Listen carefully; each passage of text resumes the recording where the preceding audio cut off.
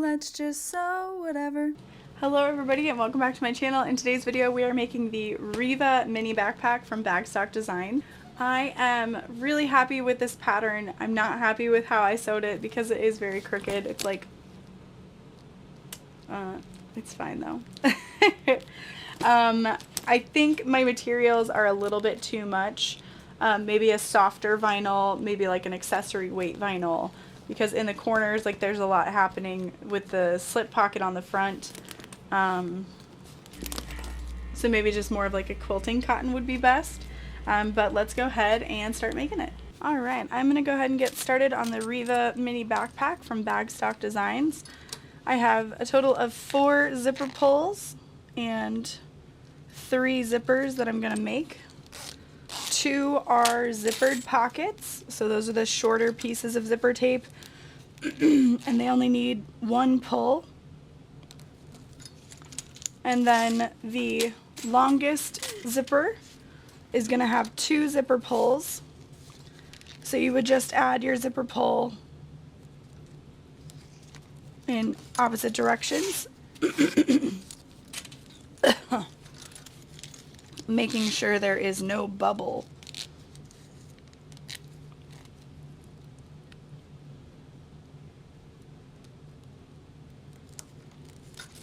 Put them together.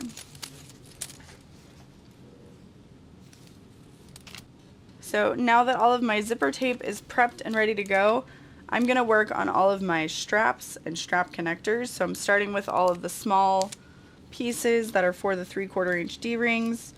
I'm just going to fold those and top stitch the folded edges at 1/8 of an inch from the outside edge.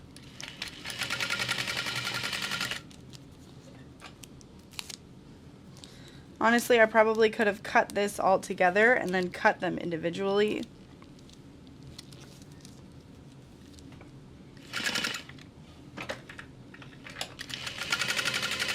I went ahead and prepared 3 bobbins for this bag. I figured it's a lot of straps, it's a lot of different pieces coming together, so 3 bobbins couldn't hurt.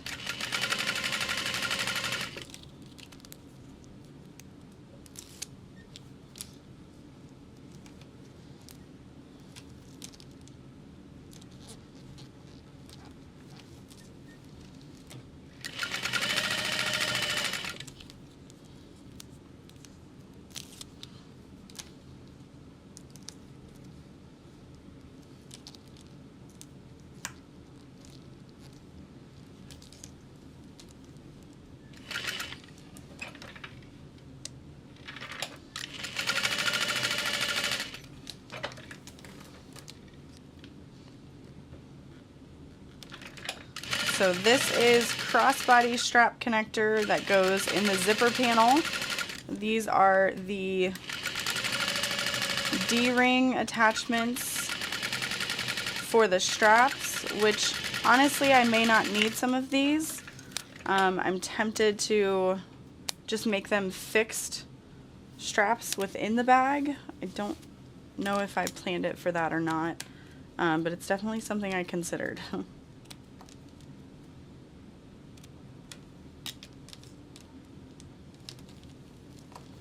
So there are our connectors finished. This is my grab handle.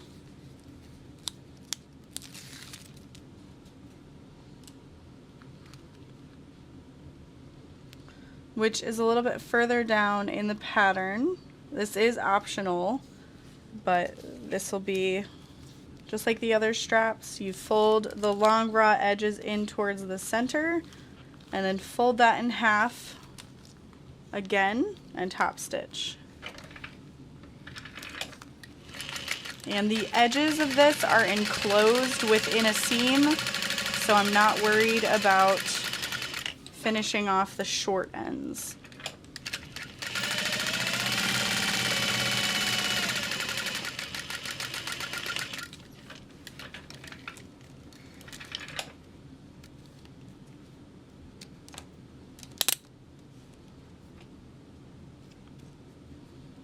So pretty. This is the overlay of the back panel. And then I've got my 2 backpack straps. These are about 40 inches. And then I've got a crossbody strap, which is the length of the vinyl.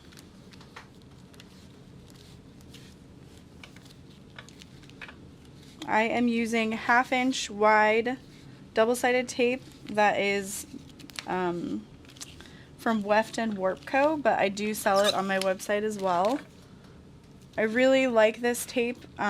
It's able to be ripped by your hand, so you don't need your scissors, which is a huge time saver when you are sewing a ton of different bags.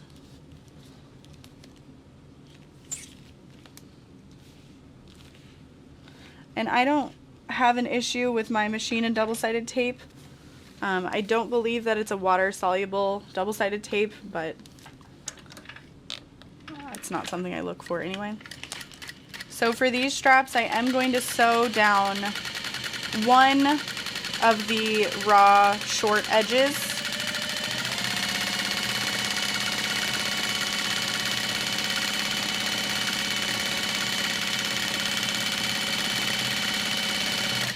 I like to start with my straps on the newest bobbin so that I know I'm not going to run out of thread in the middle of top stitching.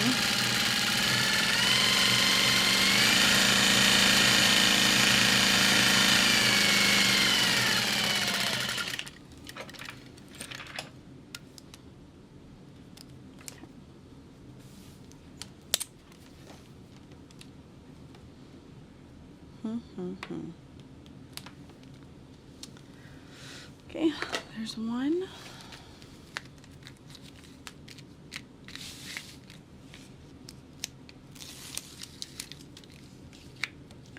So if you did not watch the cutting and interfacing video for this bag, I am adding a slip pocket to the back of the bag as well as keeping the one in the front.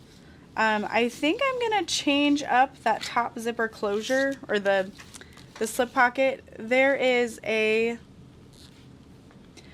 zipper pocket within the slip pocket, which is a fun idea, but I don't know that it practically makes sense. Like, you have to unlock the top flap to reach into the slip pocket to then unzip your zipper pocket. I guess if you have something very specific that you want in there and you want to make sure that nobody's like, yoink, taking it, it wouldn't hurt to make one like that. But I think I'm going to change it up a little bit and be like a zippered pocket on the top of the bag, so that the top of the slip pocket is a zipper pocket, but you can still reach behind the zipper and it's a slip pocket. You know what I mean? So we're just making all kinds of changes. It's what I do.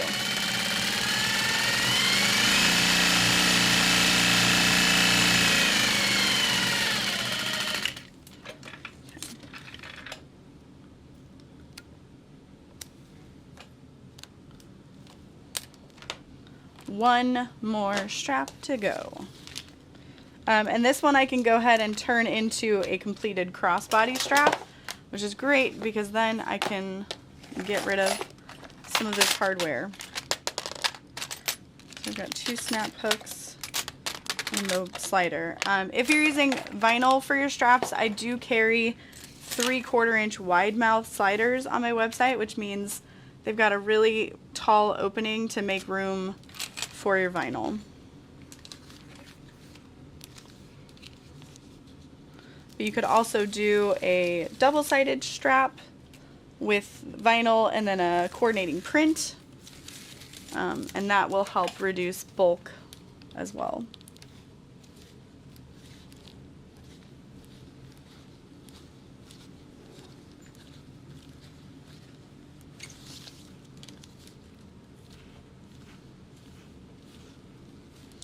This is the Pink Pumps glitter vinyl that I have on my website. It's such a nice thickness, like it's still super pliable, but it's not fighting me to fold, you know? I'm really enjoying this base.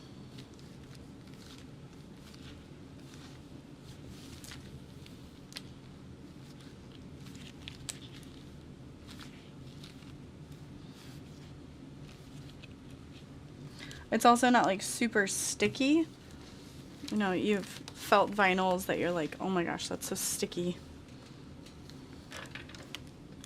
Especially glitter vinyl.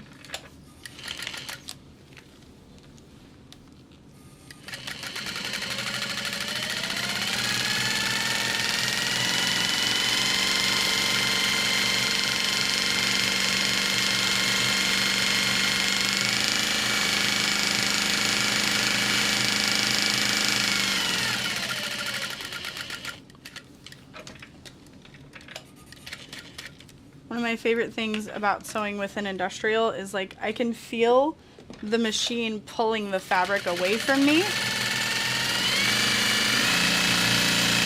So as I'm like pushing down to hold my strap in place so that my stitches aren't all wonky, the machine is pulling away at the same ferocity.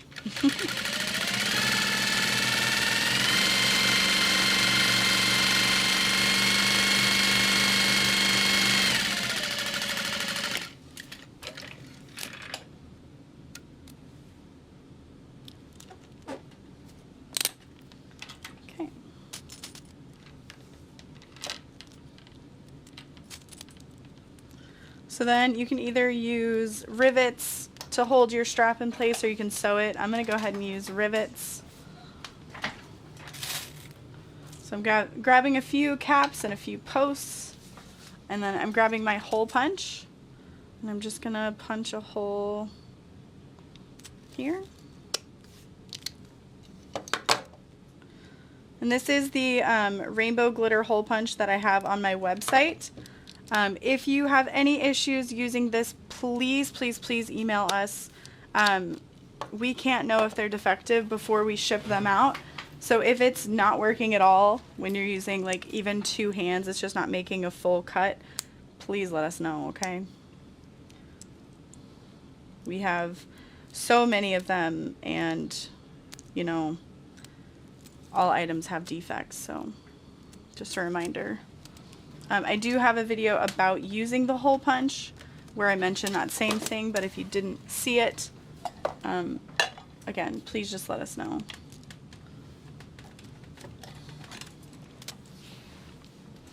Alright, so I've got my slide adjuster on one side, and then I have an open end here that I'm going to slide my snap hook through.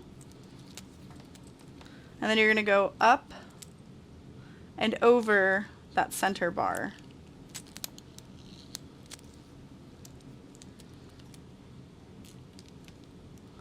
You can see we're looping around it, which finishes off this end.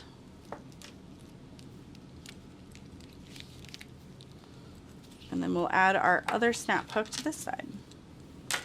I'm going to trim off that edge. And then just add 2 holes. Also, please make sure that you're not turning this in the opposite direction of the arrow or it will break, and then try not to go through more than 4 layers of vinyl at a time.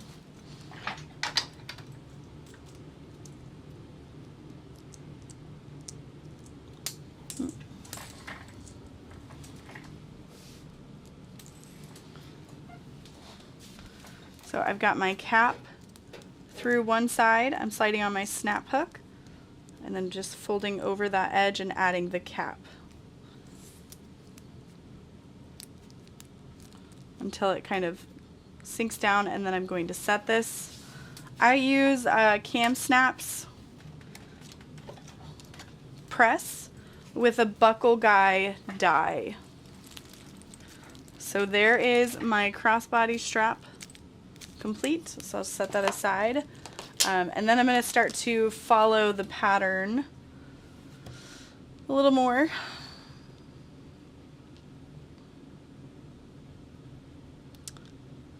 So the front slip pocket lining zipper pocket is one of the first steps.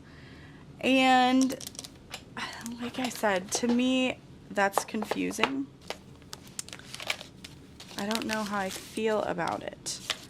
So I think instead I'm going to use those pieces to do something else. So here is that front slip pocket lining. And then in here are my zipper pocket pieces and my facing pieces.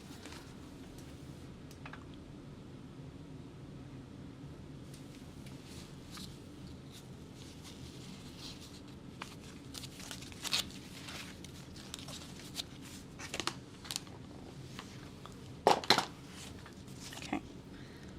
Lining, zipper. Yeah, I think this will work. I think it'll be really cute in the end. But the very first thing I need to do is sew together this front pocket. So it's a 3/8 inch seam allowance to piece that front panel together. So I'm just sewing down one side, then back up the other.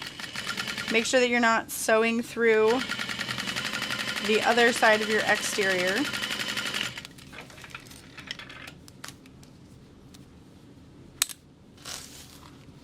And then I'm going to fold this open, and you can either top stitch on your center panel or fold this down and top stitch on your vinyl.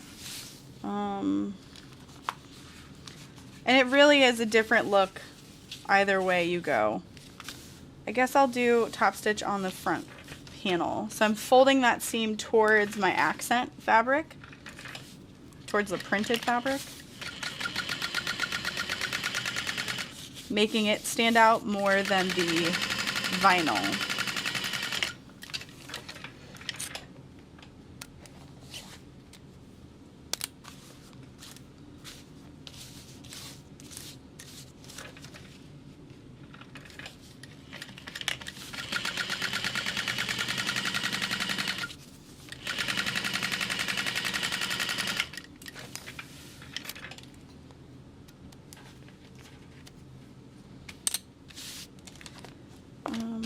And this is not interfaced. I may go cut a piece of self-adhesive interfacing to just put down the center so that it's nice and sturdy for my turn lock and to support the weight of the zipper I'm adding to the top. Dear Editing Lauren, put this video first. So I am adding a zippered pocket to the top of this slip pocket instead of putting it in the lining. I just felt like logistically that wasn't going to work super well. So I've cut my zipper tape to 8 inches from end to end. I've added zipper tabs. They're just 2 inches wide, folded the raw edges in, as I've explained. And then I cut 9 inches by 8 inches for my lining. Yeah, that's better.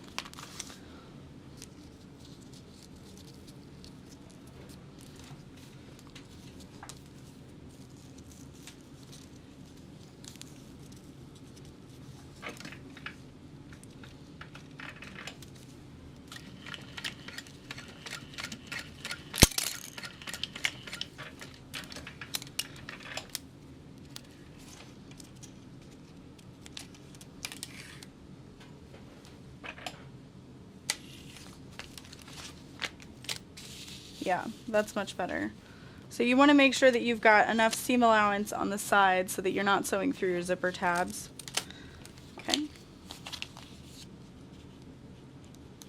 And then this is a self-adhesive woven interfacing.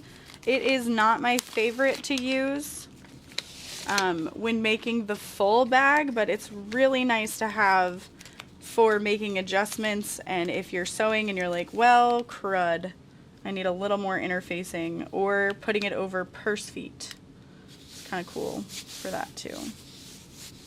And just make sure that there are no wrinkles. but it added a lot more structure and stability, so I like that a lot. Okay, I think I need to go ahead and add my turn lock piece first. So this should be 1.5 inches down from the top center.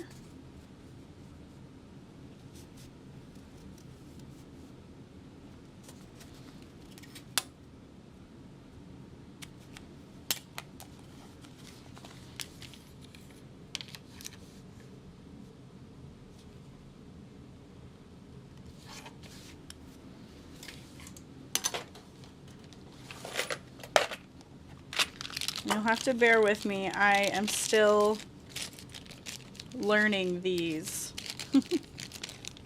But these are my original design turn lock. There are other turn locks that exist. I'm just saying this one in particular. There we go.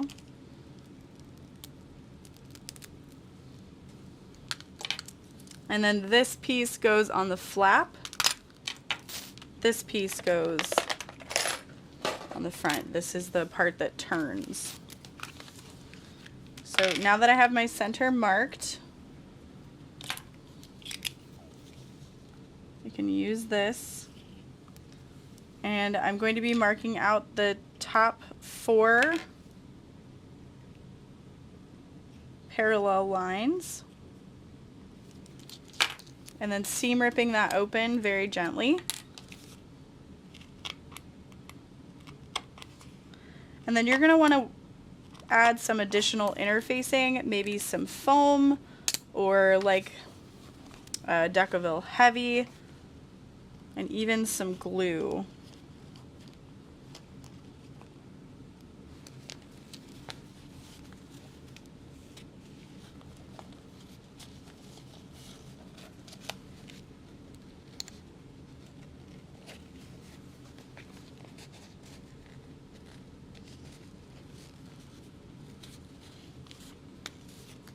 So I've got all those holes in there. I'm going to go grab a piece of foam. Okay, scrap of foam that I can just stab through.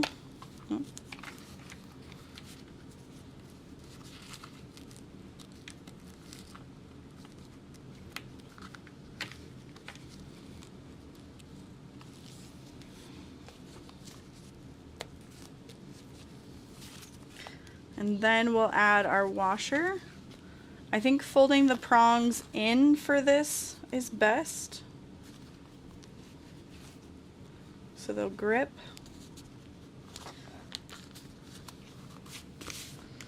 And then I'm going to add another piece of that self-adhesive interfacing over all of that.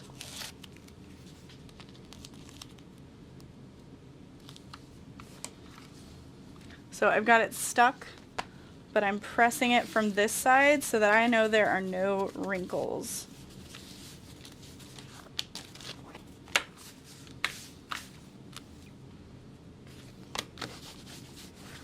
Okay. Cool. I like it. Now we're going to add this zipper pocket. Again, totally different from the pattern instructions. So I'm adding a piece of double-sided tape so I can center my zipper.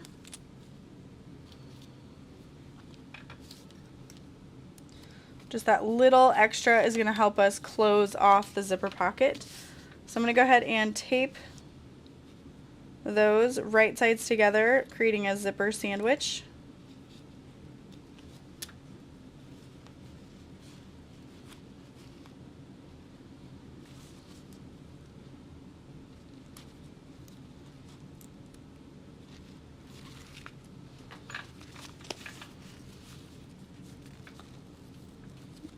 If you want to cut your pieces to be the same width as your slip pocket, you can absolutely do that. I just want it to overlap the zipper tab so that I can close off the pocket.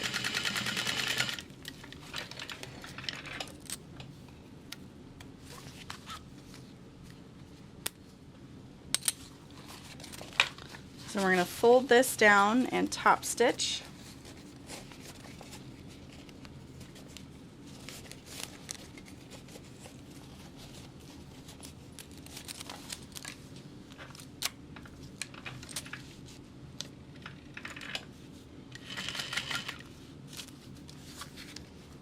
Make sure that seam is sitting on itself nicely.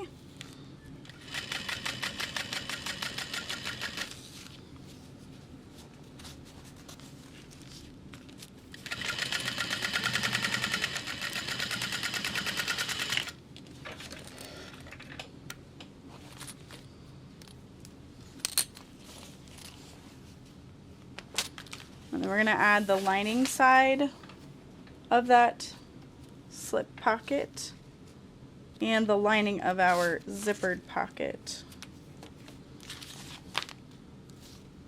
And when the pattern said lining, zippered, slip pocket, this is kind of what I had envisioned, and then I read over the pattern and I was like, oh, well, I don't know about that. So I would love to know down below if you made the pattern according to the directions for that. What did you think about it? I am not saying it's not good or it's not practical. I just don't know. So that's why I decided not to go with it.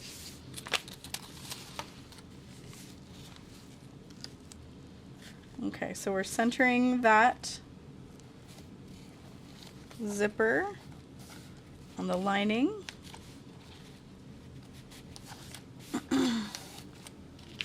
And then we're adding our other piece of lining zipper pocket.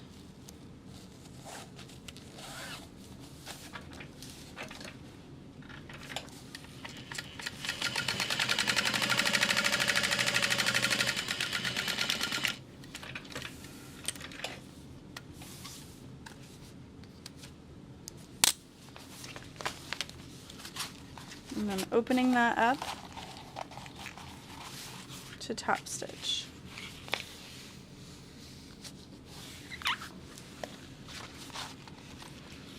Pulling away the zipper pocket lining to make sure it is completely out of the way.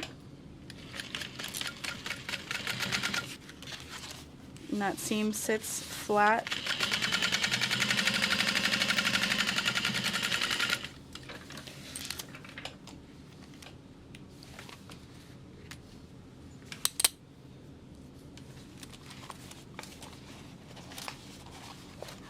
And so this is kind of what I was thinking that would then look like.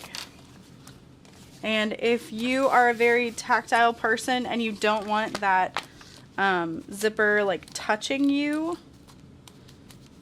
when you are reaching in and out of your bag, you could even fold this down a little bit. You're gonna lose like maybe 1/4 of an inch from your bag. So I'm not sure. I want to do that or not. I don't know if I can, since my lining is shorter than my exterior, but all I'm going to do now to close that is put these right sides together and sew as close as I can to the zipper. So I'm outside the edge of my tab, I'm starting at the top, back stitching, and I'm going down one side, across the bottom, and back up the top.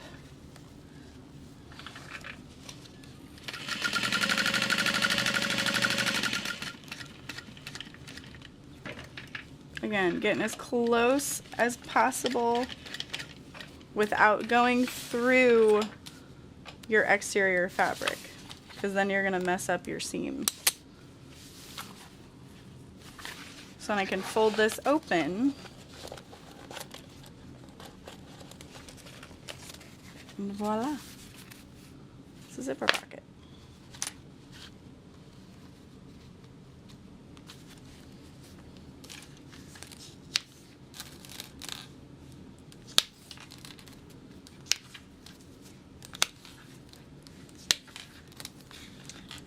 I'm probably not going to sew this shut yet because I do want to add my nameplate to the front, but I just wanted to give you an idea of what that looked like.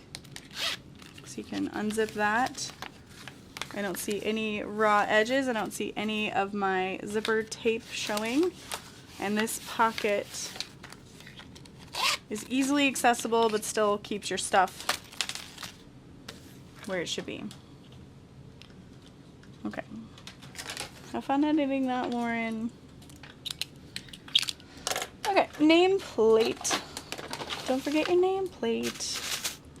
If you're adding a woven label or a cork tag, etc., this would be a great place to do it. Make sure your lining is out of the way, and then if you decided to make your zipper pocket longer, etc., again, just make sure all of that is out of the way.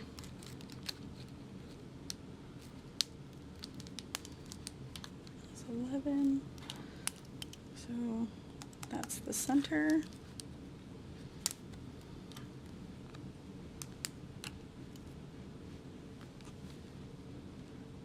So my nameplate is 2 inches.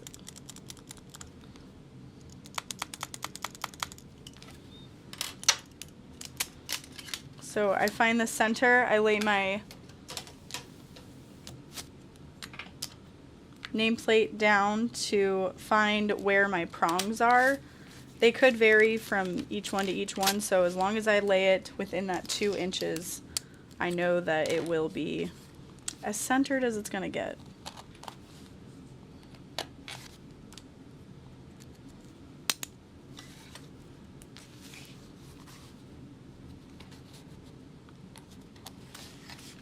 And then I made sure not to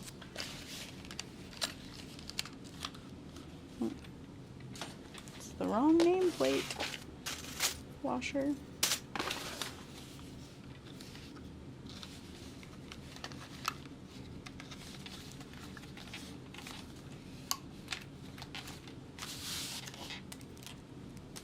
Alright, so now that my nameplate is added, we can go ahead and baste the edges together and move on to the rest of the bag.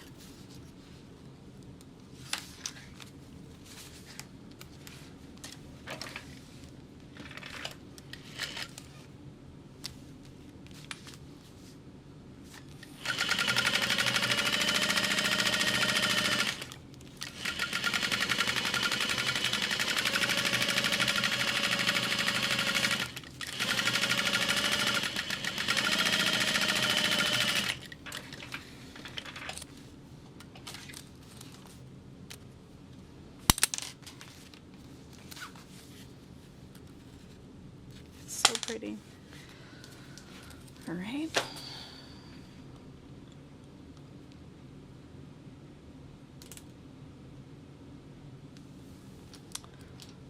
So I think we'll go ahead and work on that flap next, which will finish off. Well, actually, I can't until I finish the front panel. So when I cut out this bag, I did not have enough vinyl. So what I did was I sectioned off my lining pattern piece.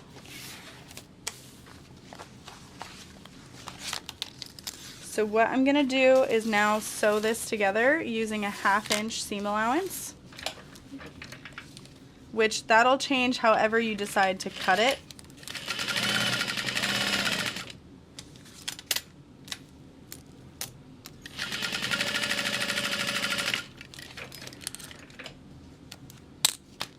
And then I'm gonna top stitch this on the lining side to help with the bulk. So I'm folding that seam down and top stitching on the waterproof canvas.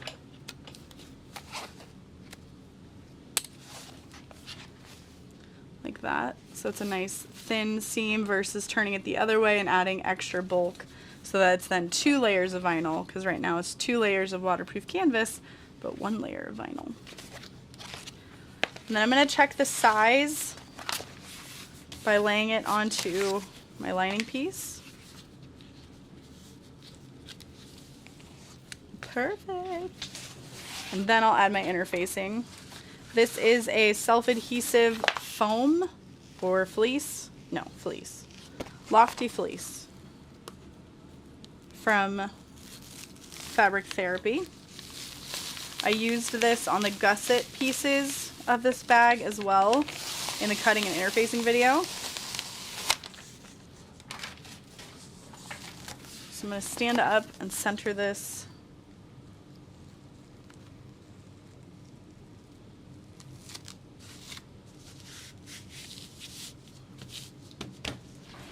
That's that. If you want to use a seam roller to really press it, you can.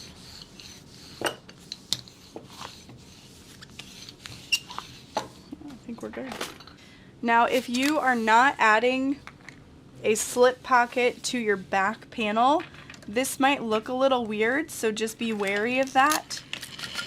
But I am adding a slip pocket to this back panel, and I think it's going to be really cute. Okay. Then again, we're folding this seam down, so it's 1 layer of vinyl versus folding it like this, to where it's then 2 layers of vinyl, and you can see that that adds a contrast. I don't know.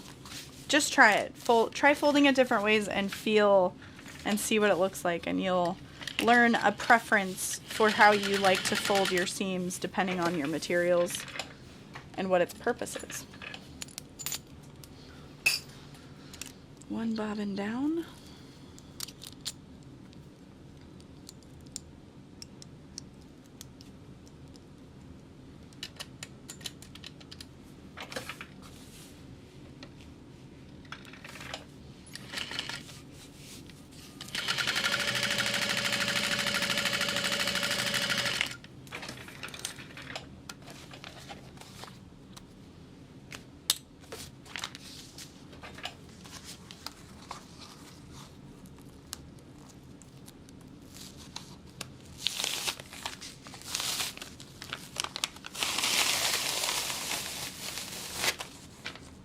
Oof, I got scared that it was going to stick to itself for a minute.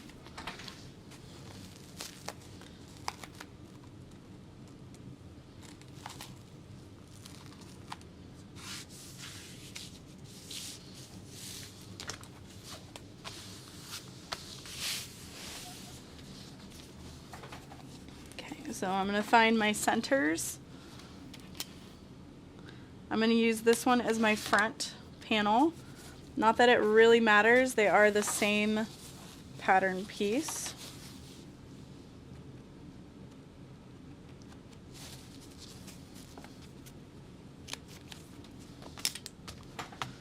But this will help me. I can place this. Oh, it's perfect. Oh my goodness. So cute.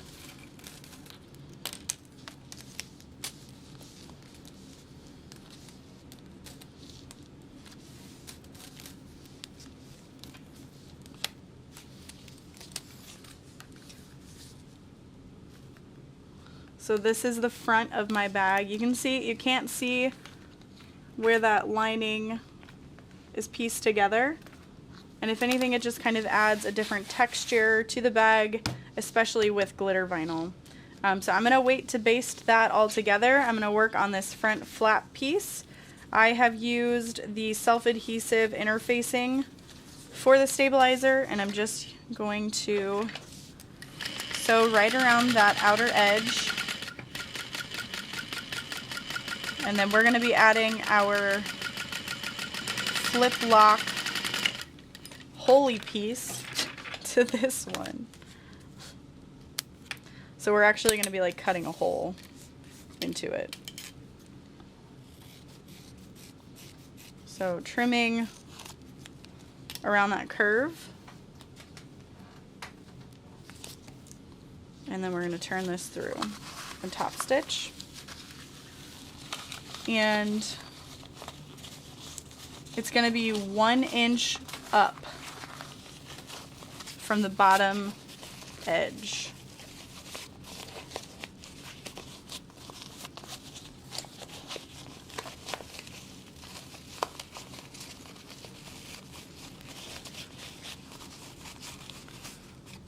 Now I only have one side of this interfaced.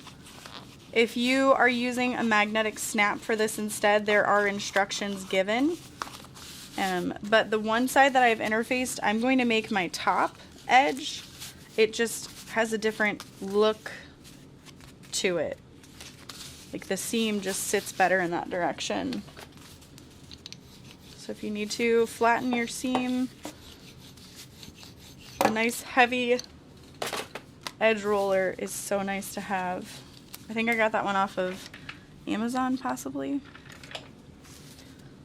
All right, 4.5 stitch length, and I'm just going nice and slow to follow the edge.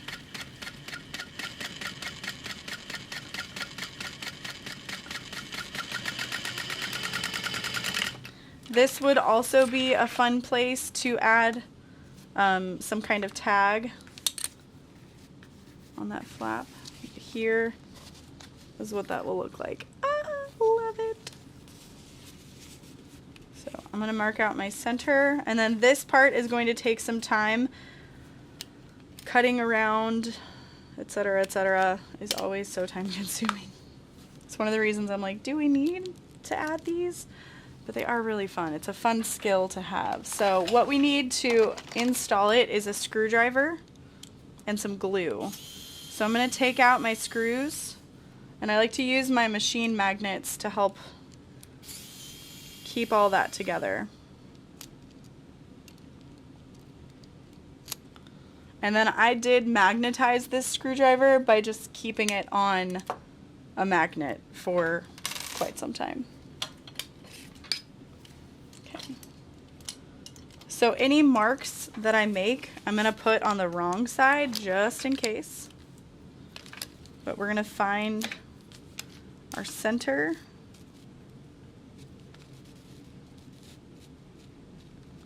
And make a mark 1 inch up from the top edge.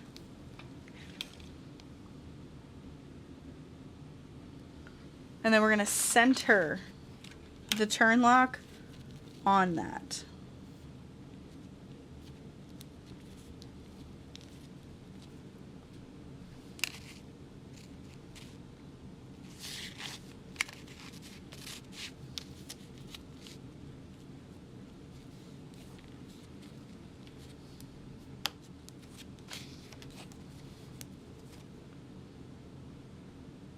Yep, that looks good to me.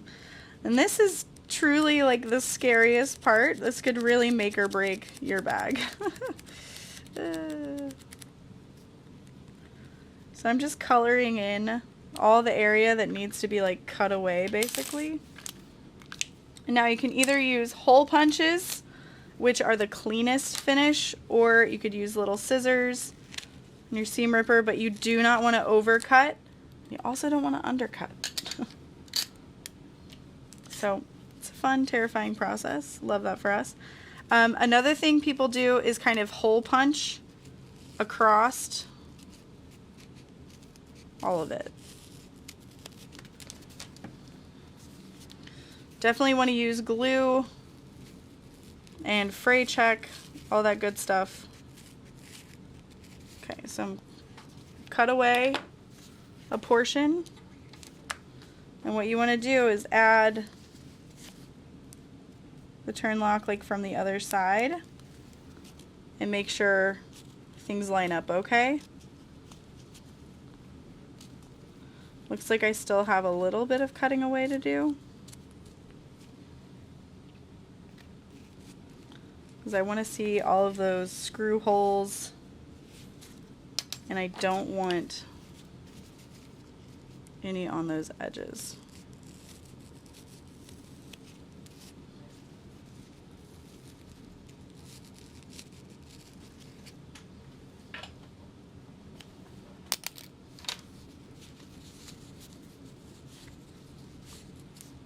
Okay, so yeah, that looks really good.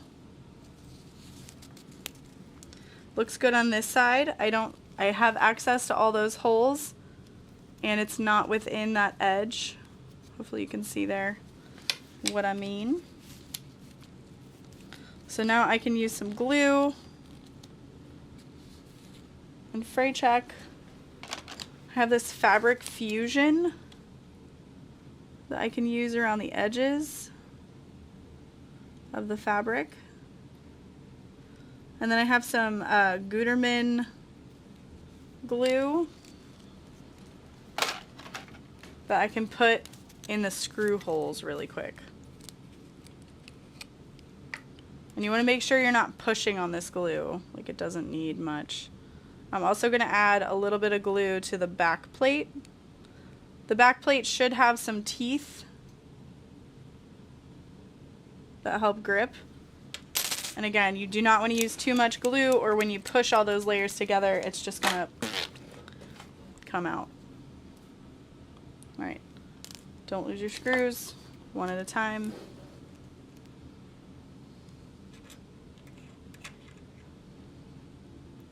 Setting the plate down over top of all that.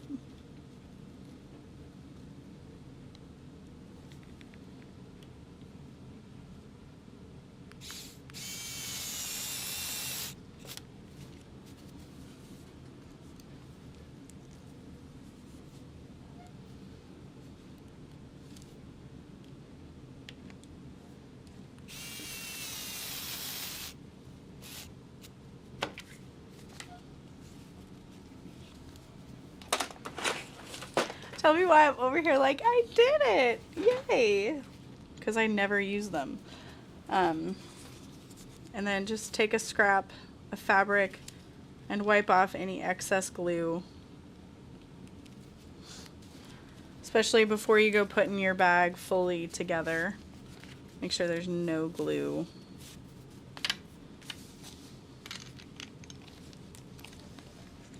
It's perfect. I love it.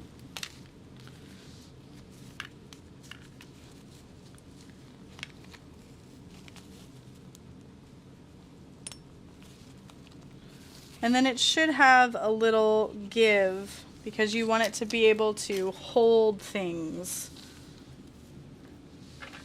when there's product in your pocket. So I am just basting down the flap because we're gonna be putting our lining wrong sides together, since this is a bag turned through with binding, finished with binding. I'm gonna unzip my zipper about halfway, but just so you can get an idea, this is where your zipper pocket would have been. And I'm skeptical, but now we've got a zipper pocket right there. We can zip it up, put our flap back on. It's nice and secure. I love it. I am gonna make one of these with a magnet, but I do like the turn lock. I feel like I did it. All right, let's move on to the back. I'm not even in the lining yet. There's our lining for that. So here is my back slip pocket.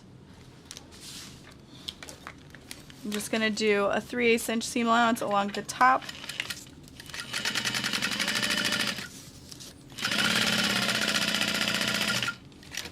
And if you want to go crazy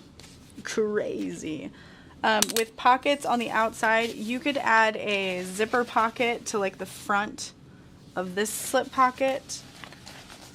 You could do that for the other side too. Like there's so many options. There's so many different ways you could be doing things. It's so fun. Dorothy's been watching a lot of Blippi, and He's always like, it's so fun. So she says it. It's the cutest. I hate it when he does it, but I love it when she does it.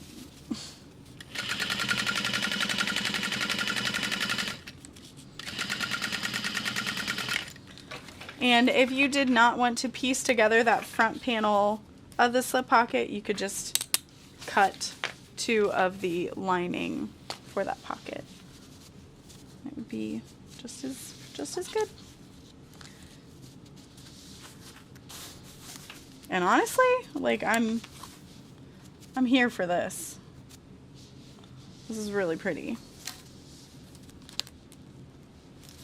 Now I'm not going to baste this down in place yet because we have all of our straps we still need to add and then the strap overlay. And obviously I don't want to risk sewing through that. So right now this is placed at like 1/4 inch above that. And if you have a domestic, you don't want to lay those seams right on top of each other or it's going to be a little too much bulk and you could risk skipping stitches. Stitches get skippers. We don't want that. Okay, on to the back panel. Okay.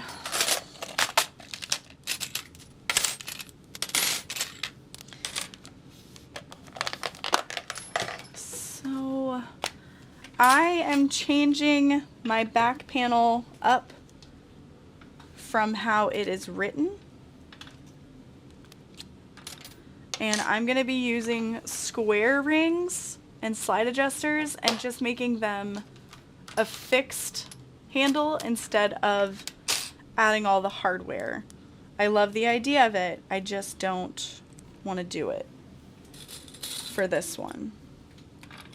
Like, I like the idea of it being convertible, but to see it first, I think will help me decide if I feel like for my customers, they would want that option.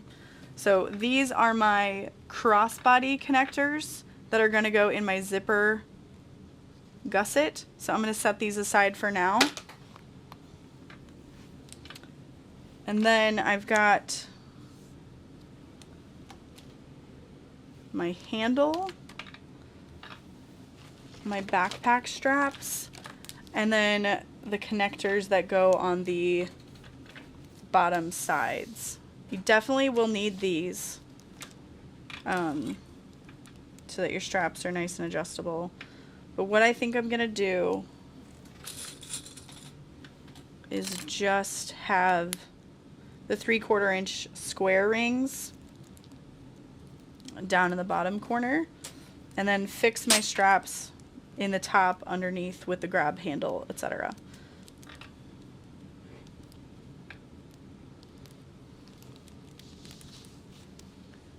So the simple square rings are going to go down in the corner, and then I'm going to have these straps fixed into the top along with my grab handle. Which I'm sure you guys are like, yes, I know, you just said it 3 times. But anyway. First I'm going to cut these in opposite angles. Just take a little bit off so that they are a little more ergonomic. And then I'm going to kind of do the same for the connectors that go on the sides.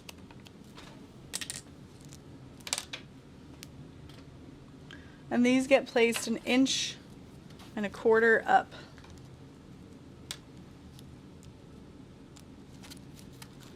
So basically just like right at that angle.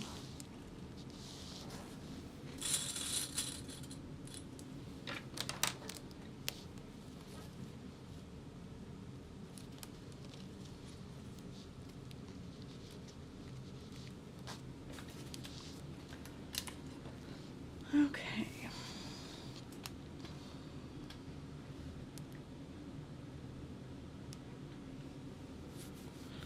So let's see.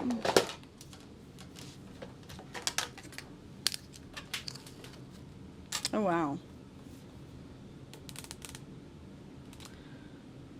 So I think I'm gonna be moving up those pieces so that I can have this slip pocket, unless I cut like 2 inches off of that slip pocket. So instead of 9 inches like the pattern states,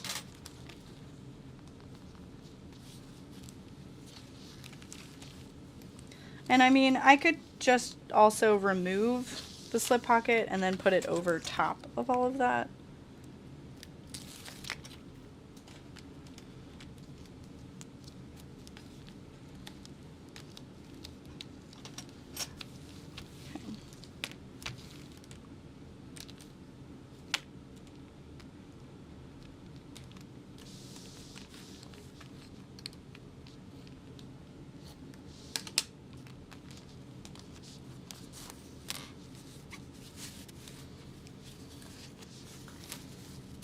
Just folding that out of the way for now.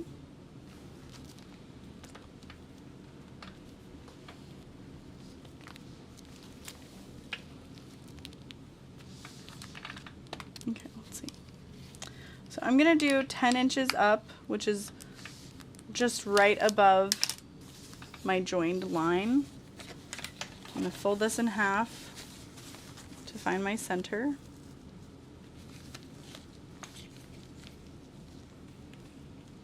And I really love that that self-adhesive stabilizer, like, it adds a lot of structure, but the bag still has some give to it. It has a little bounce. I like that.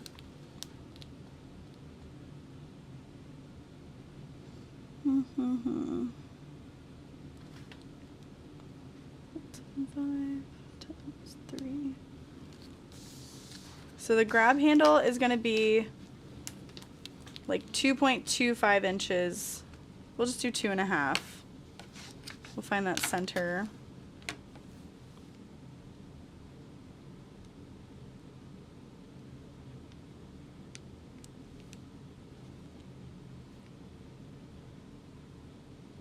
Yep, there we go.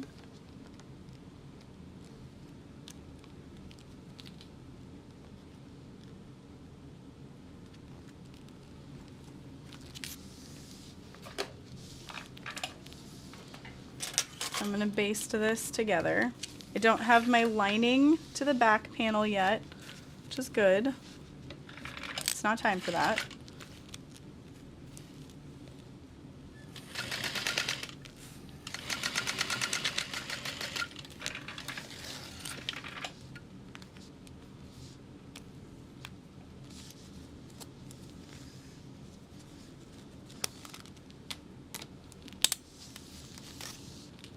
Okay, so now it's time for us to add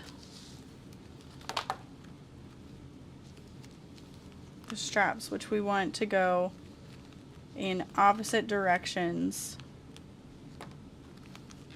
of each other. And I'm going to center them inside the grab handle, because technically that's where they would be if you're following the directions with the little D-ring connector where you'd put your snap hooks.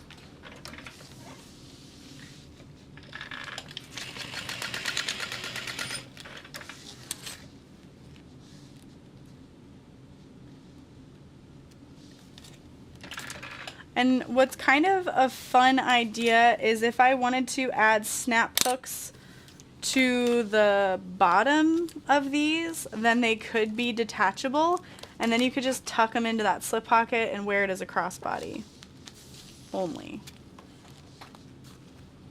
Just a thought. But for now, I'm just going to wrap these together. I'm not going to worry about adding my hardware just yet, so I can do that in the very end.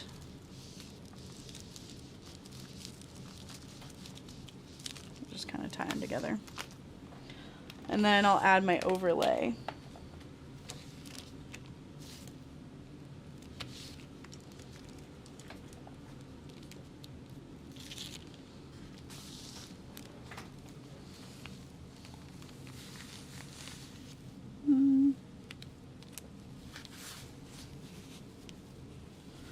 I'm just going to put that wherever floats my boat, basically. Making sure it looks centered.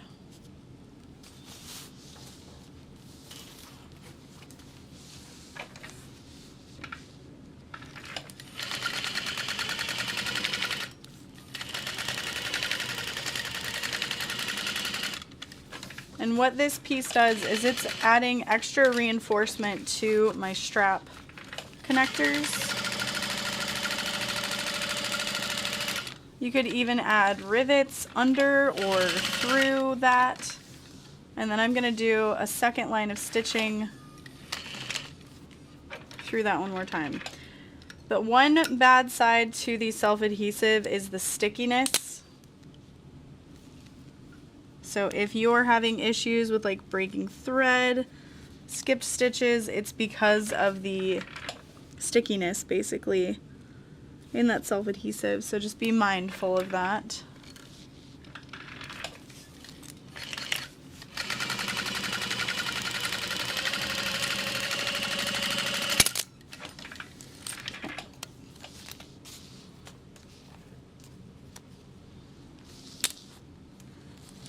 And I'm going to wait to baste all these layers together until I've got my lining completed, so I only have to do it once.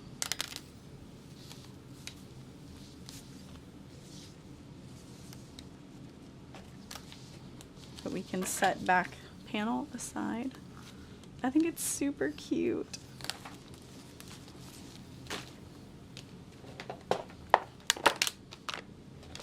So I'm going to do the zipper gusset last. I'm going to go ahead and do my lining pieces. So I've got a zipper pocket and a slip pocket. Oops. There go my gusset pieces.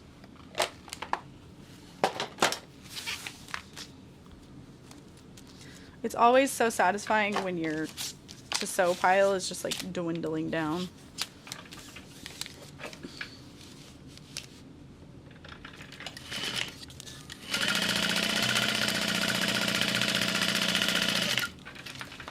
So top stitching that pocket, opening this up, folding it down,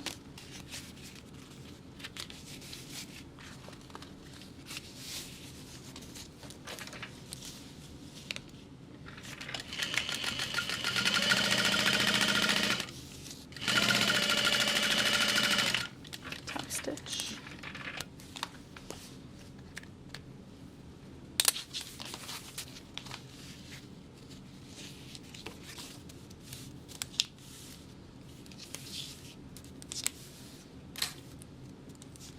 So I'm going to have the slip pocket on the front of the bag, opposite side. So all of these are going to go together.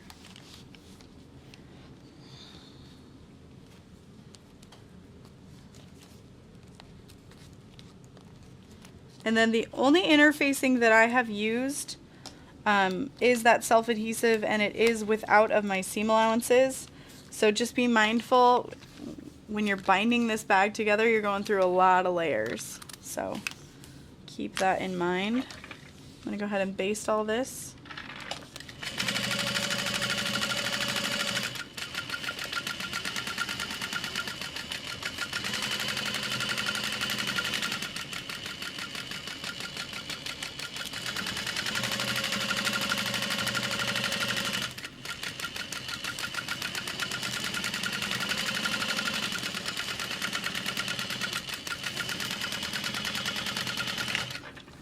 And then if any of my layers are uneven, I'm going to trim them to not be right now.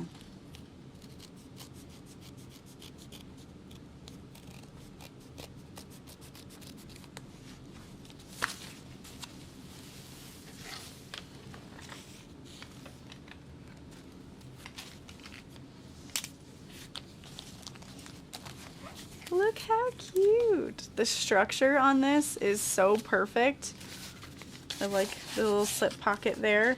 I do wish it had a little more 3D effect, so I would say it couldn't hurt to add that like Felicity slip pocket, cargo slip pocket, but it's a nice simple pocket. Alright, so now we're going to do the pocket with the facing. I've marked out the zipper box. It's not perfectly centered, but it will be fine. And so this is kind of like mashing the two zipper pocket styles together if you want to do that box or if you want to do an overlay. So this is like a zipper underlay, more or less.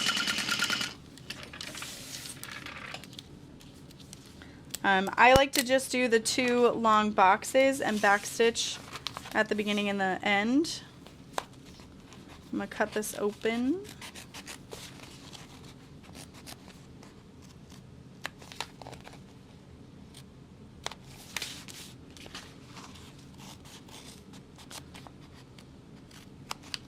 And this bag, like I said, is finished with binding. It's not turned through the pocket.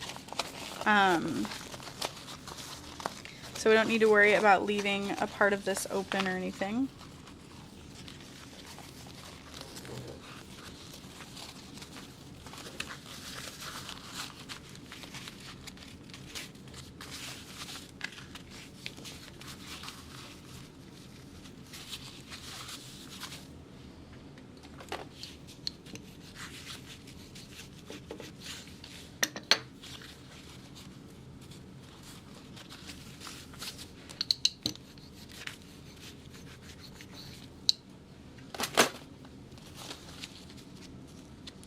And those little triangles, you can just kind of press back where they belong.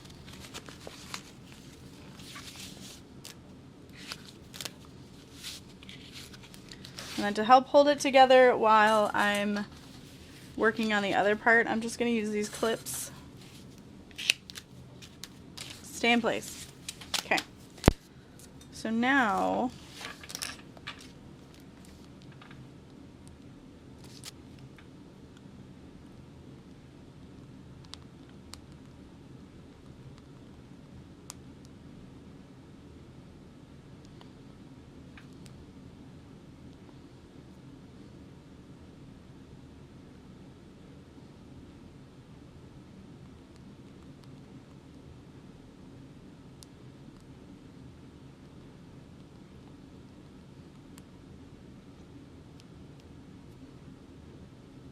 oh, edit that out.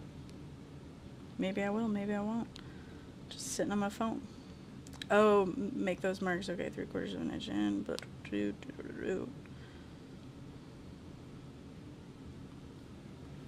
yes, okay. The last video I did making something with this, I got so confused. Alright, here's how I do it. One edge of the zipper lined up with the edge of my fabric. You want the right side facing up and your zipper right side up, because when you unzip your pocket, you want to see the right side of your fabric. 1/8 of an inch from the side, I'm sewing the zipper down. And then if you want to just press your fabric, you can, but the waterproof canvas is a little too thick, so that's not really doable. So I'm going to top stitch that into place. So I'm folding that down, making sure that my zipper teeth don't get all wonky and wavy. Okay. And then repeat that on the other side. So linings right sides together, zipper tape face up. Make sure that you've got your zipper pocket pieces lined up, even with each other.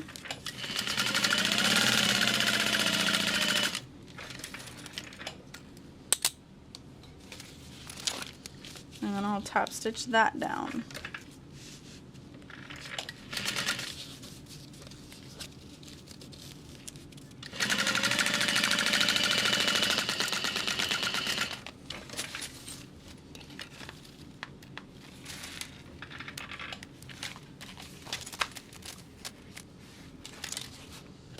Trim excess threads. They're not extra. They all needed to be there, but they're excessive. Alright, now my zipper pull is off to the right, completely out of the fabric. And we're going to lay this so that the zipper facing is lined up with my lining fabric. Now if you need to use double-sided tape to hold this together, you can. I'm feeling pretty good about just holding it. I'm going to start in this corner.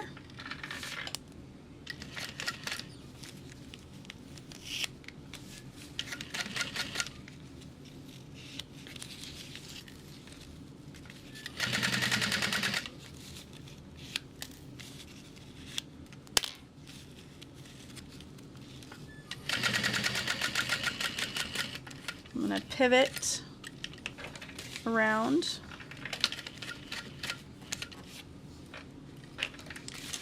I have never knowingly in my past made a zipper pocket this way. So I'm intrigued. Now before I get too far, make sure you've got your zipper pull hanging off the edge here.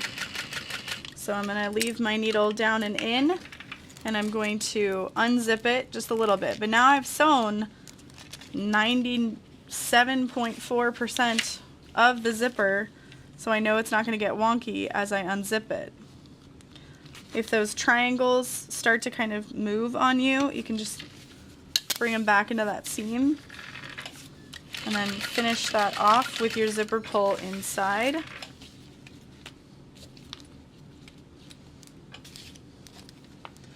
And now I can trim off that little extra zipper tape.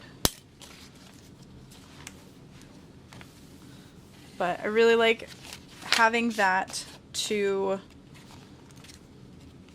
make sure I don't have to move my zipper pull. So now that gets folded down and we're going to close it up. But this feels really nice.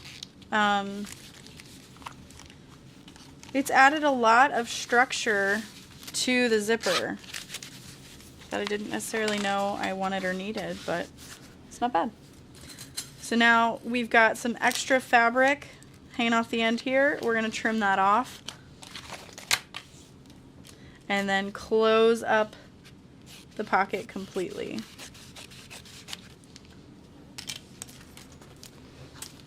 And just as a reminder, if you have a favorite way of adding a zipper pocket, do it. The pattern is merely a suggestion in that regard. Most times, anyway, it's not going to make or break your bag.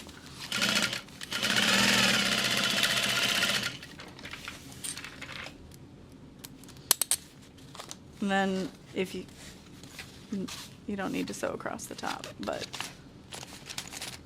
yep, there's our zipper pocket finished. Now we can baste this to the back of the bag, wrong sides together, my bad. And then we'll be able to move on to the gusset, and then it's just final construction.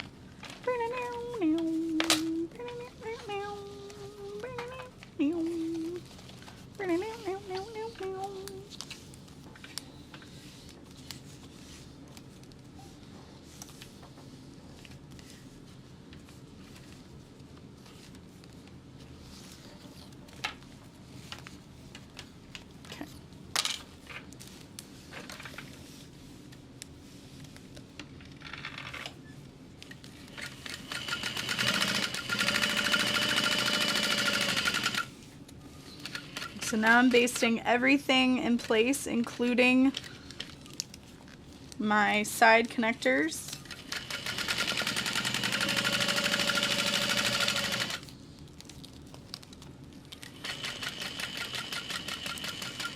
Move your handle out of the way.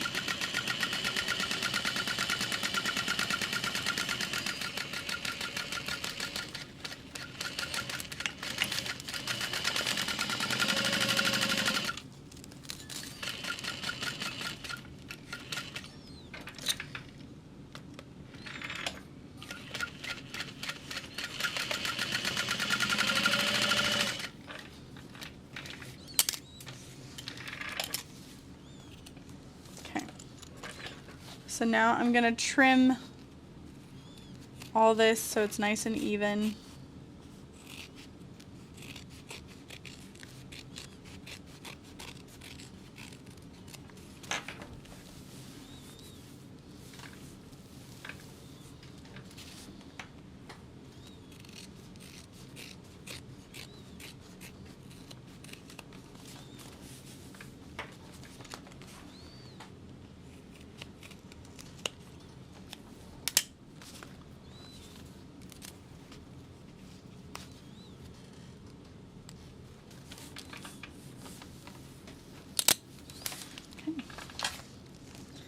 And I can even tuck these straps into that slip pocket on the back.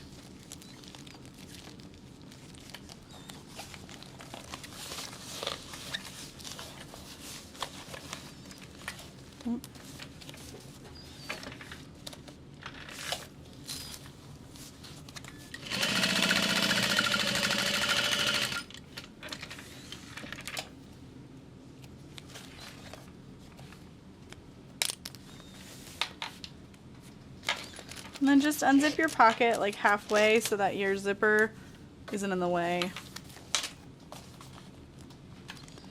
Okay. Oh, it's so pretty. I love it. There is nothing more satisfying than your project bin emptying.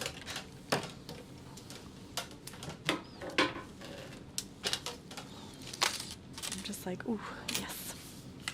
All right, so I've got the last of my pieces here, which is all gusset. And I'm gonna add double-sided tape where my zipper is gonna be attached. I've also cut my zipper similar to how I do the lining zipper, where my zipper pulls are gonna hang off the edge. I've done the same thing. I cut my zipper tape like 2 to 3 inches longer than I need it to be.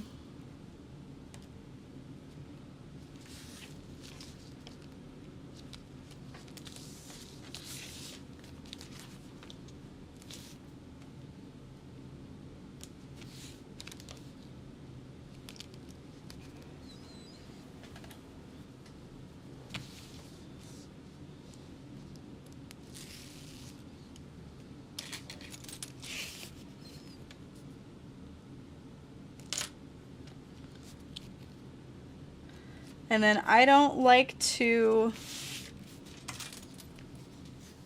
make sure that my zipper tape is over on both sides and hidden within the seam allowance a little bit more than like just right up next to it, because over time if it starts to fray, it could come out of that seam. So just make sure that your zipper tape is longer than it needs to be by a little bit. Like, unless you don't want to, then that's on you, but just think it's a little safer. All right, I'm gonna sew as close as I can to the zipper tape, the zipper teeth, without sewing through the teeth as I can.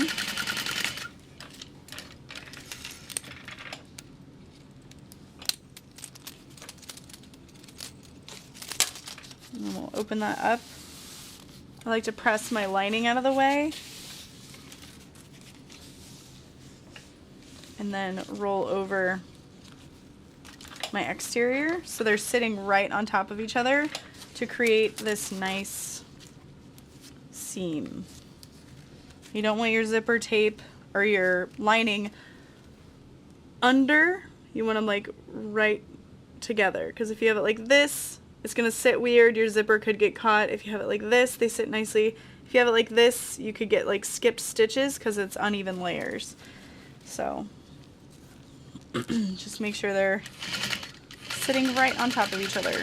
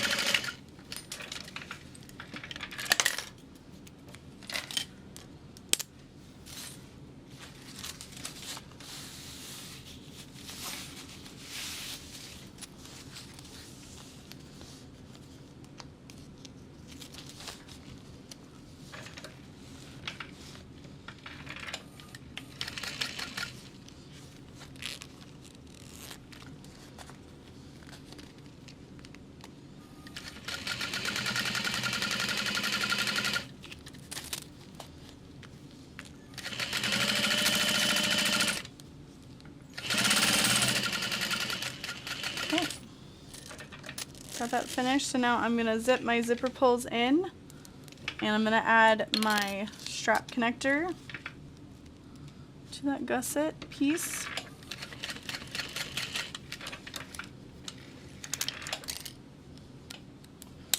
And now you don't need to leave that much tape excess, but I do like to leave about an inch.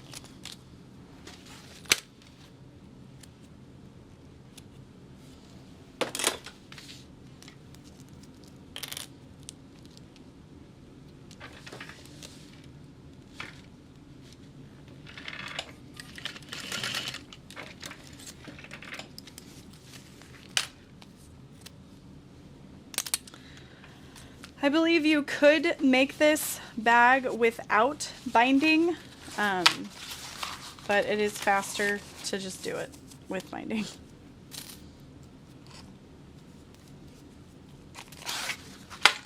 Believe me, I spent years avoiding binding, and now that I can use like a non-fraying binding that I don't have to like fold over and then fold over and then fold over, it's really not that bad.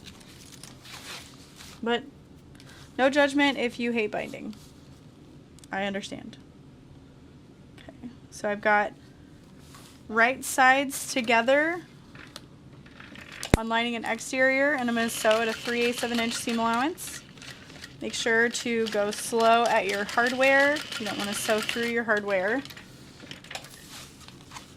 I'm going to repeat that on the other side of the gusset. Ooh, lost my exterior. Make sure my hardware is in the direction it needs to be so that I'm not sewing through it. The last thing you want to do is break a needle. We're so close to the end. Don't do it. Alright, and then when I top stitch, I'm not top stitching through my lining. I'm only going to be top stitching through my exterior. Make sure my microphone's working. The reason I do this is so that I have some wiggle room to situate my lining if I need to. I can kind of fold it up and out of the way. So top stitching through there.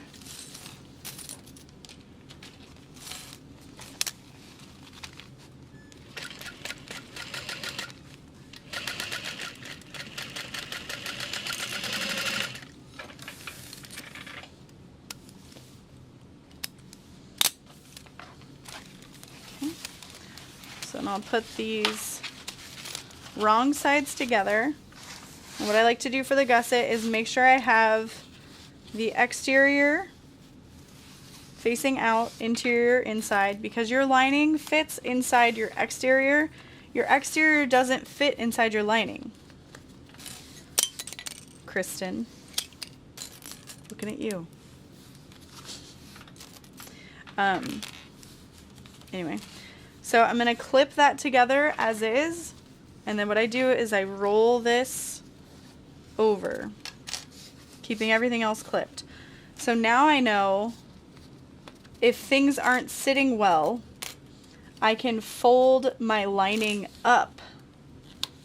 Like if your lining is a little too big, you can fold it up at this seam. And then when you top stitch it, like it'll be fine. So again, I'm rolling this over and clipping it together.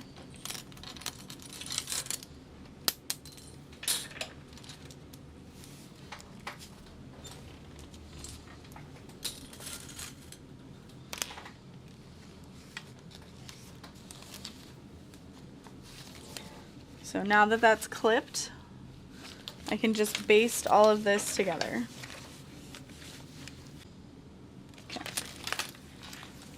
I did do one side without filming, I apologize. Things just weren't moving correctly. So I'm going to try it this way. Again, I don't have it with the lining side out.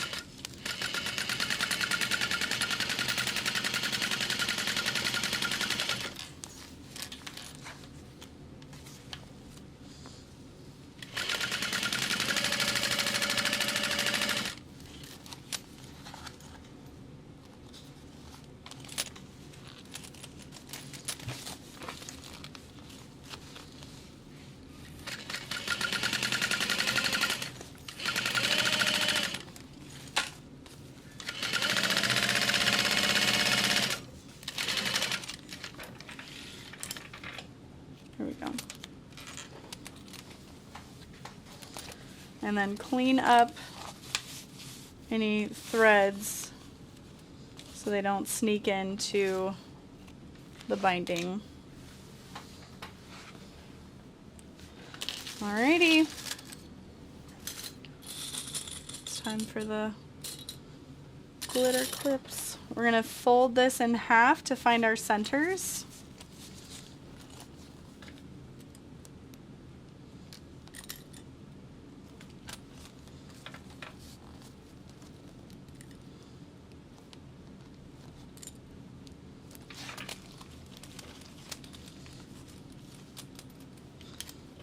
And snip.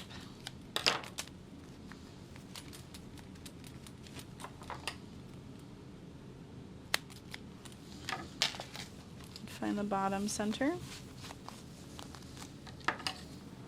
And if you don't have the centers matched up on both sides, you could risk it shifting or looking wonky front versus back.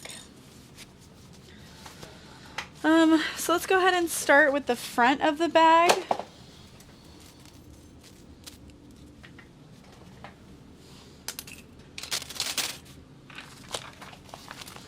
I'm going to line up my centers. And you can staple or clip everything together. What I'm going to do is I'm going to line up my centers on the top and the bottom, and I'm going to baste those together. Dang it. I never clipped my bottom center. Okay,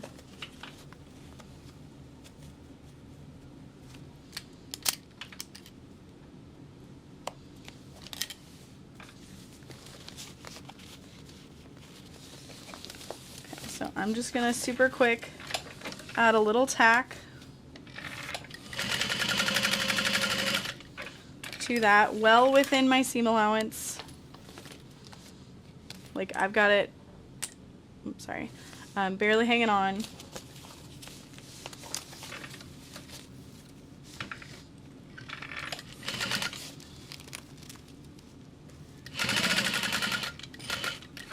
And I have even seen people who do this around the whole bag and then sew again. I'm going to move my stitch length back down to like 4.5. Okay, so now I'm just going to kind of clip the rest around the bag.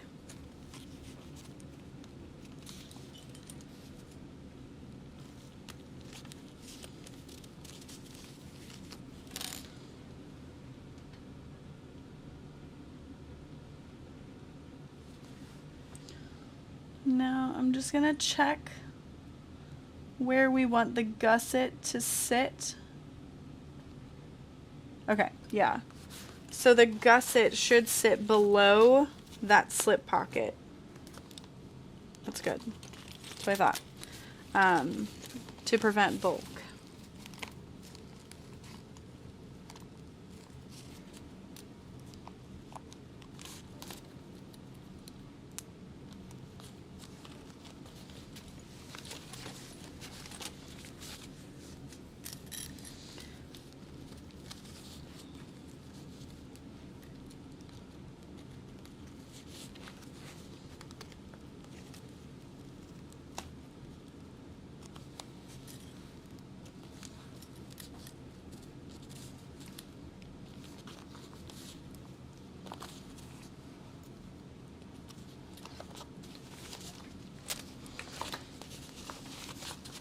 So now I'm pressing the curve down into the seam.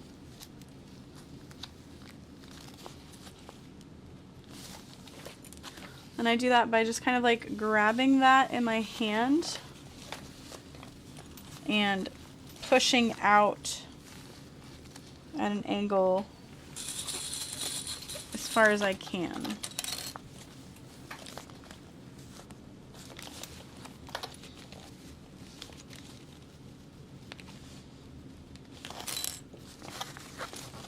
And then if things aren't sitting right, and you're definitely worried about any puckering, that's when you can add just a couple little relief snips to that curve. Just make sure that you're not going any further than your seam allowance.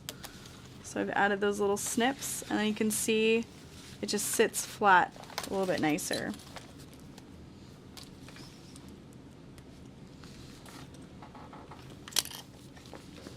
It's kind of like a spine needs those sections to really curve. So now we can sew this all together using about a 3/8 of an inch.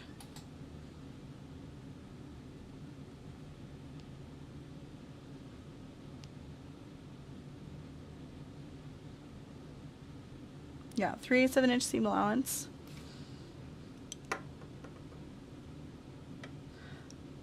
Okay, a scant 3/8 inch seam allowance. We're going to be adding our binding on at 3/8 of an inch, so that's why she says, like, don't do it exactly, just kind of.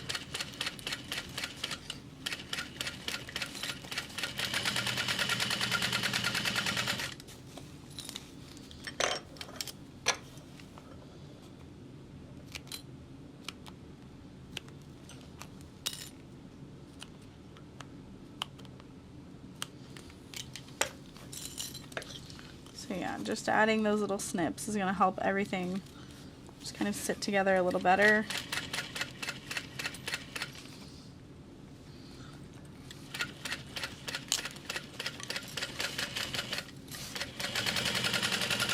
And then I have my stitch length set to like a 5 or so at the moment.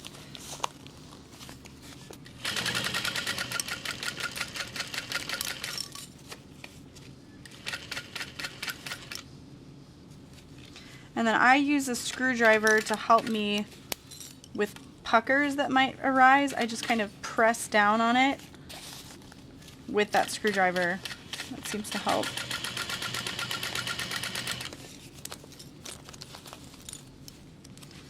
And the top curve isn't as extreme as the curve on the bottom, so you may not need to add those relief snips.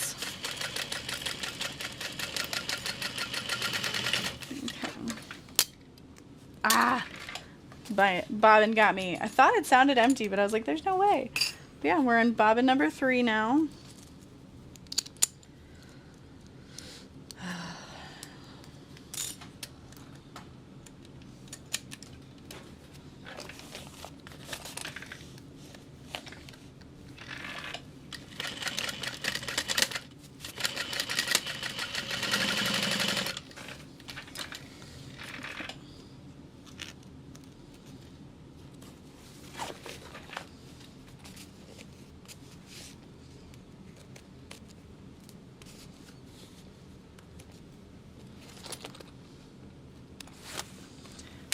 And then we'll check from this side to make sure we've caught all of our seams.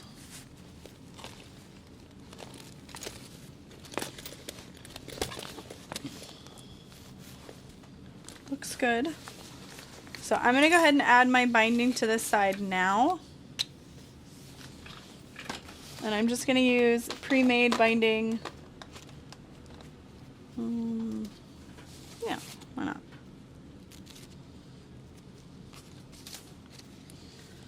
So all I do is I will roll this around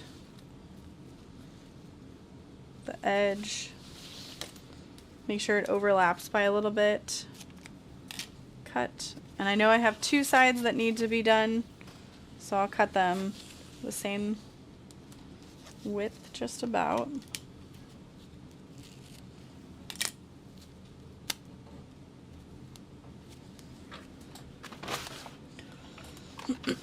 And then I have this 3/4 inch wide double-sided tape that I'm going to use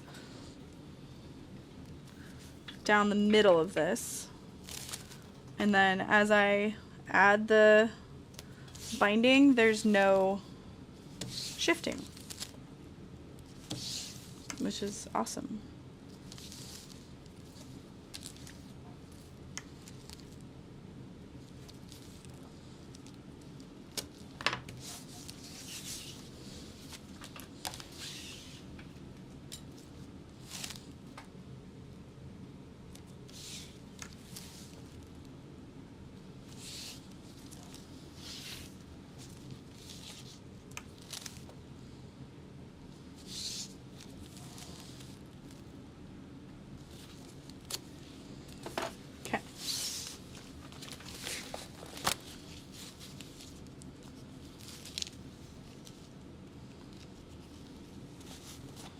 And then I just fold that around the seam. Oh, crap. I meant to trim the excess first. Let's do that really quick. And don't peel off all your tape at once or you'll lose your mind. But you can see I've got a lot of excess in that corner, and you don't want to trim your seam allowance away or you'll have nothing for your binding to wrap around, but you want them to be even so that your binding is even on either side and you don't miss catching a layer.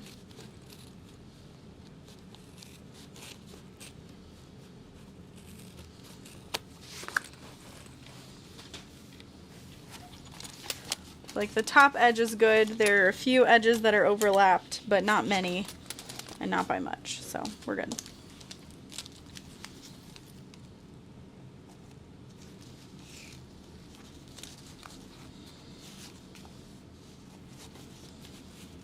Okay, so I do tape it down and then I clip as well. And then on these corners I will stretch the binding a little bit and then pinch it around the seam. And I do try to make sure it's under, it's not folded exactly center. I've got it so there's a little bit more on the back side so that I know I'm catching the layers.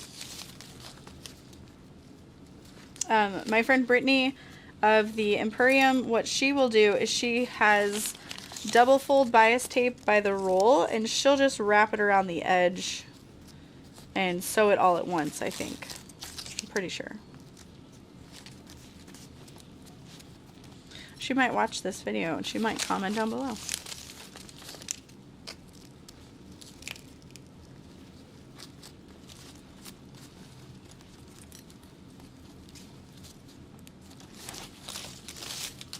Yeah, once I started taping the binding in place like this, it was a huge game changer. Like, nothing shifted on me. I don't use waterproof canvas for binding anymore because it can fray over time. I didn't think it could, but it can. And this is fun. Like, it's a little bit thinner, so it's going to be a little more friendly with the bulky seams. And like I said, it doesn't fray.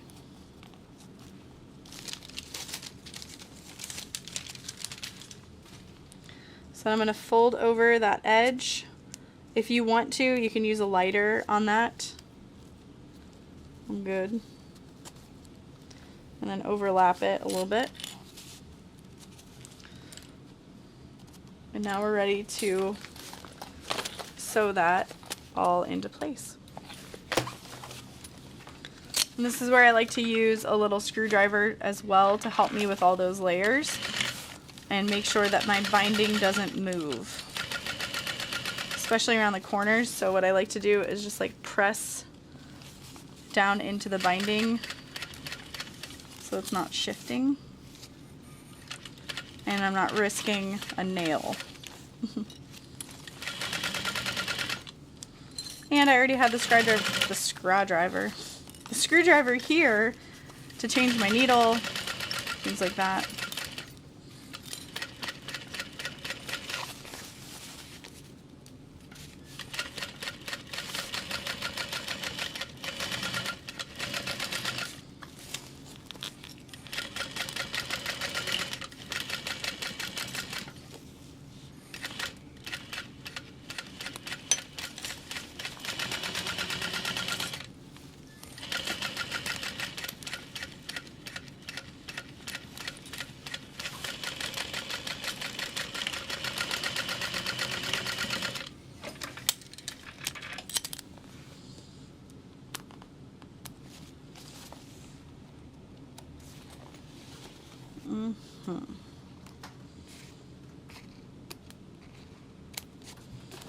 Beautiful.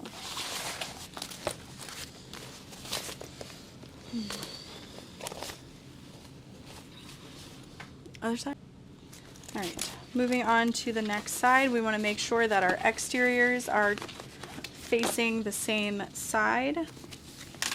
And again, I'm just going to baste that down really quick. Now that I know where the center lines are.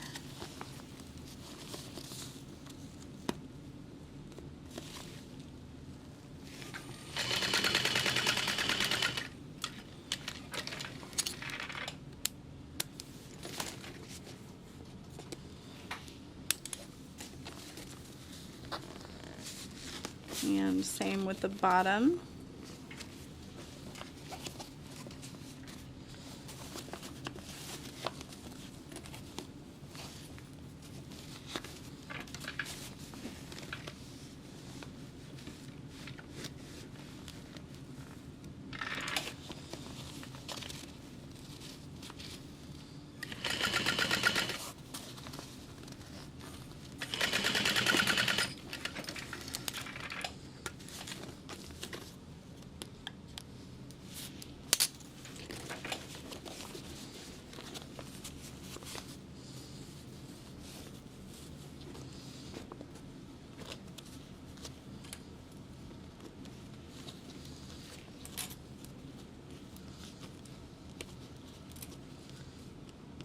And then try to keep in mind, if you can, to sew it in the same direction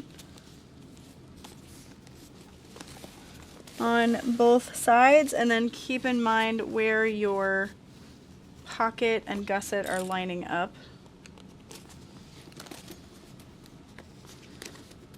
So I've got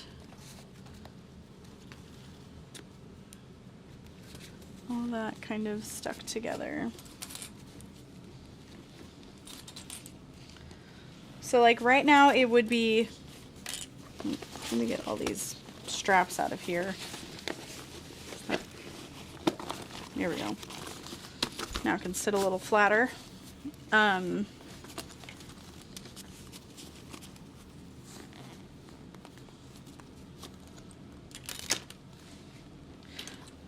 So if I try to sew this in the round instead of with the gusset face up, the shape of that back is going to look a little bit different because the pieces just don't quite fit together that way. Like they can and they will, but the look of the bag might be a little bit different. So just keep that in mind.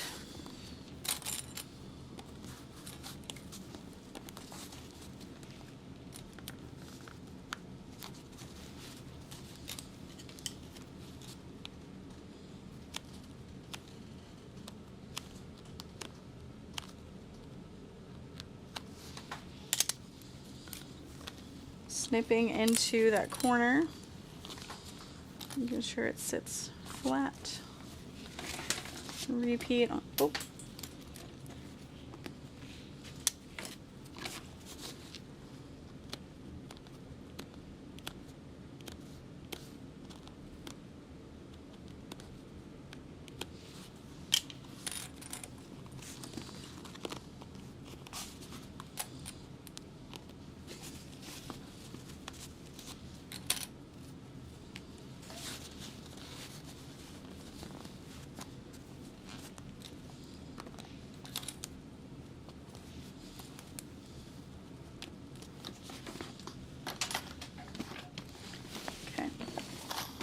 Make sure you unzip your zipper. I know some people like freak out about that, but with most zipper pulls, you can just kind of grab your nail. I don't think it works as well with metal zipper tape, but it works fine with the nylon. And then I'm gonna smoosh the bag out of the way. I'm gonna grab my screwdriver so that I don't hurt my nails.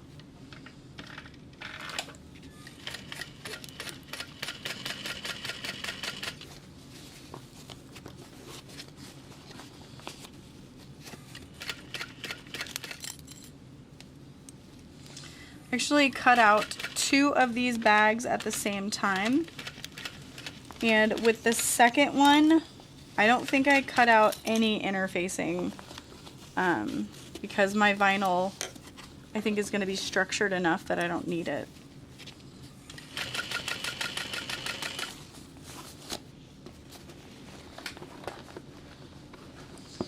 Make sure your straps are out of the way.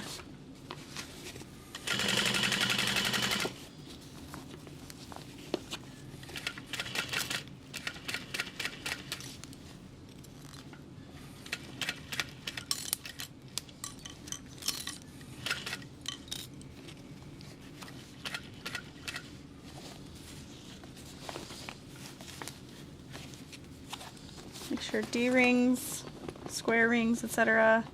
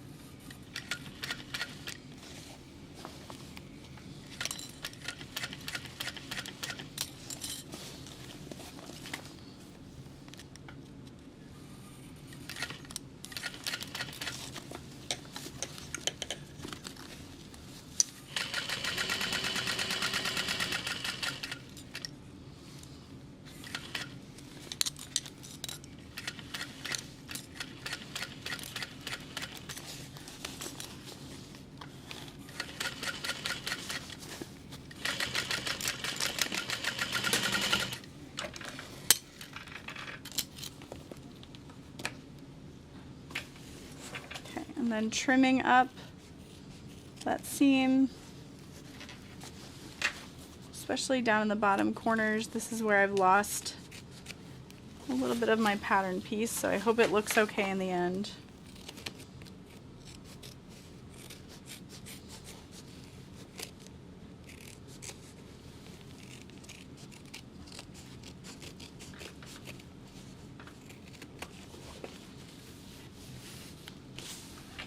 Okay.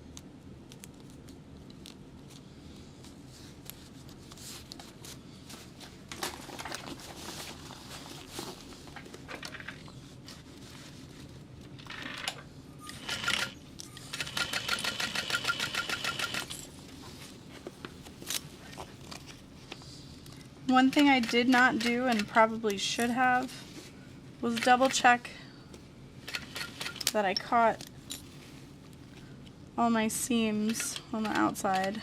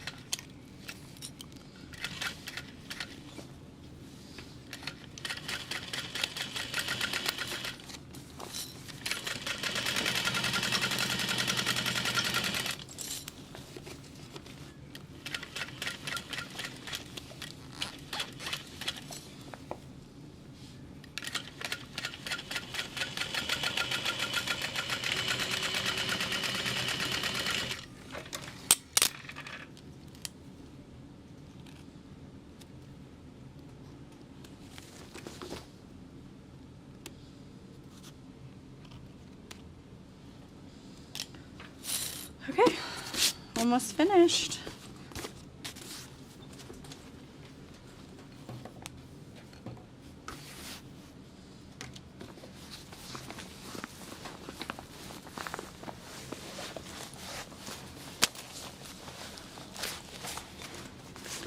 This is a lot of bag.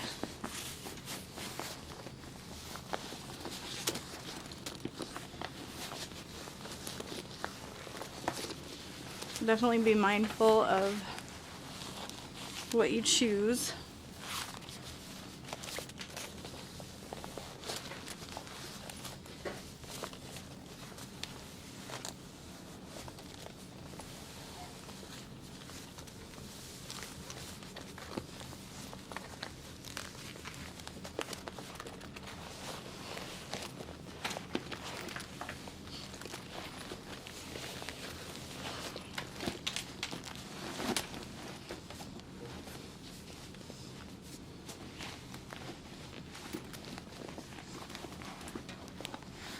I'm just pressing out the seams. I am going to add some rivets to that back strap connector.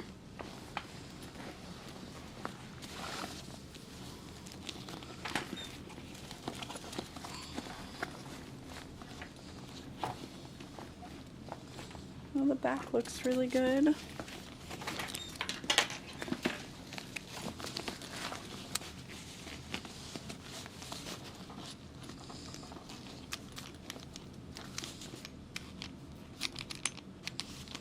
I think the front does too.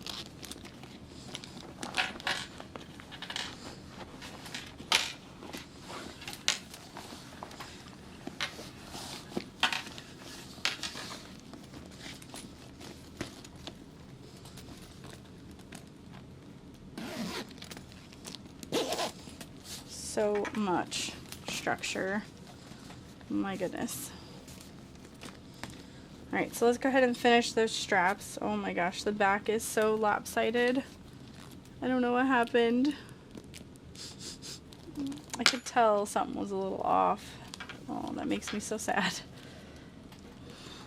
I don't know if it's because my center markings weren't exact or what, but that is less than ideal, but I am human, so it is what it is. I'm going to go ahead and add those sliders to the strap.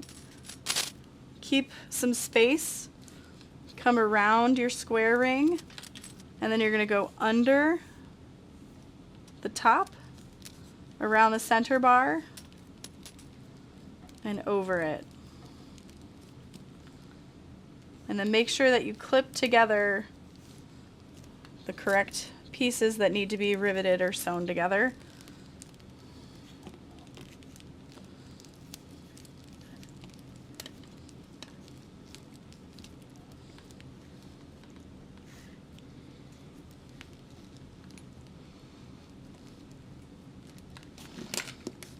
Okay. So there's that, and then we'll repeat that on the other side. So I'm going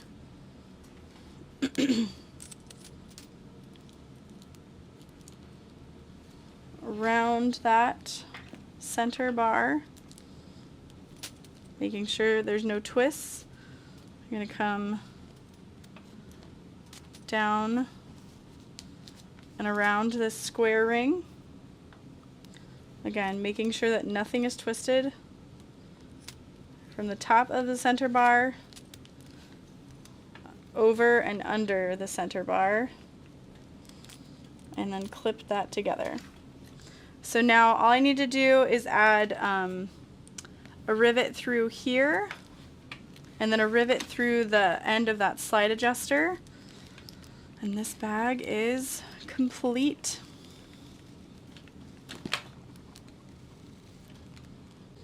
Okay, got it all finished. It doesn't look so bad on camera, but it's a little crooked. It's not so bad, but she crooked. I really like the size of this pattern. This definitely feels like a mini backpack, but not one of those mini backpacks where it's like, well, I can't put everything I need in that. This would definitely fit like an iPad mini. I really love the addition of the back slip pocket. You can just put papers in there or a quick thing. It seems like a really good travel backpack too, because we've got all kinds of pockets. Here is our flip lock and that top zippered slip pocket that we added. I'm glad I didn't do the zippered pocket because I feel like with the materials I chose there isn't enough give in the fabric to allow for access to that. But if you're wanting something super sneaky, I could see that working. The top zipper, I feel like it does open enough that you can get what you need in there. It doesn't open super wide, like it doesn't come down very far, because it was made to also be worn as like a little crossbody. I can't see myself using this as a crossbody just based on the shape. It's definitely more of a backpack, but I think it's a fun option to have for people to pick from, you know. And if nothing else, I think the addition of those side D-rings is fun to add like little keychains to, or you could use it as like a stroller bag and add clips to it, but it just makes it even more versatile. Overall, I really like this pattern and we'll definitely be making more. Might even grab the templates. I hope you enjoyed. I hope you pick up this pattern and I will see you next time. Bye.